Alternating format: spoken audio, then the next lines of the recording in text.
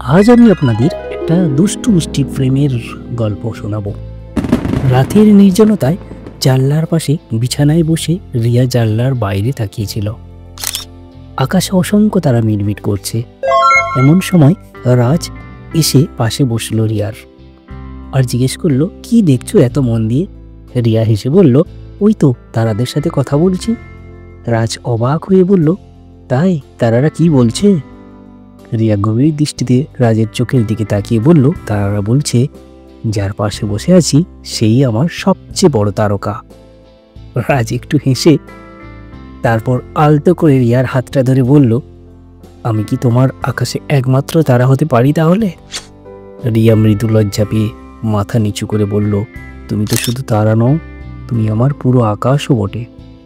রাজ রিয়ার কাছে একটু ঝুঁকে বলল, তাহলে কি আজ এই আকাশে একটা নতুন গল্প শুরু হতে পারে? রিয়া কিছু না বলে মাথা নিচু করে সায় দিল, আর রাজ আলতো করে তার কপালে একটা চুমু দিল। আর জানলার বাইরে তারারা যেন আরও বেশি ঝলমল করে উঠল, তাদের এই নতুন প্রেমের সাক্ষী হয়ে। তো এই গল্পটি কেমন লাগলো? ভালো লাগলে অবশ্যই comment, like, subscribe. Thank you.